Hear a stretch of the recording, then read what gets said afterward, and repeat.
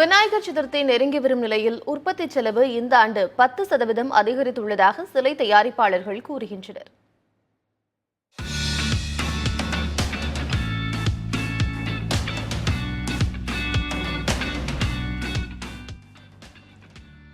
களிமண்ணிலும் காகித கூழிலும் கலைவண்ணமிக்க விநாயகர் சிலைகளை வடித்து வருகின்றனர் கோவையைச் சேர்ந்த கலைஞர்கள்.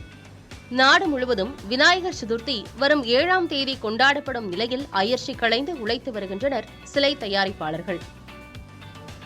சிலை வடிப்போர், மாலை கட்டுவோர், கூடாரம் அமைப்போர், மைக் செட் கட்டுவோர் என இந்த பண்டிகை காலத்தில் ஒரு வியாபார சங்கிலி இருக்கிறது.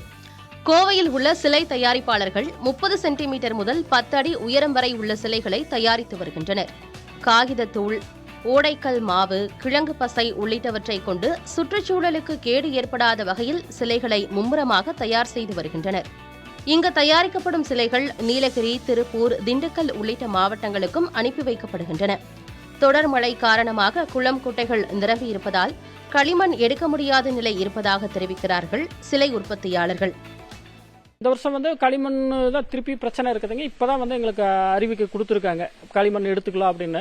ஆனா அதுக்குள்ள நம்ம குளத்துல எல்லாம் தண்ணி நிறைஞ்சிருச்சு. களிமண் எடுத்துக்கலாம்னு இந்த ட்ரிப் அறிவிச்சிருக்காங்க. அதனால இப்ப இன்னும் அடுத்த வருஷத்துக்கு பிரச்சனை இருக்காதுன்னு நினைக்கிறேங்க. மின்கட்டண உயர்வு கண்டிப்பா அது பாதிப்பு இருக்குதுங்க. ஏன்னா நம்மளோட விலை இதுல பாத்தீங்கன்னா கண்டிப்பா ஒரு 10% ஏற்றுற அளவுக்கு இருக்குதுங்க. ஆனா வாங்குறவங்க கிட்ட அதை நம்ம சொல்லி திருப்திப்படுத்த முடியல.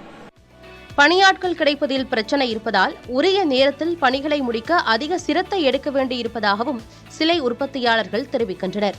மின்கட்டண உயர்வு என்பது இந்த ஆண்டு உற்பத்தி செலவையும் அதிகரித்து விட்டதாகவும் அவர்கள் கூறுகின்றனர். மூலப்பொருள், மின்கட்டணம் போன்றவற்றில் சலுகை கிடைத்தால் தங்களது வாழ்வாதாரம் மேம்படும் என்கிறார்கள் சிலை உற்பத்தியாளர்கள்.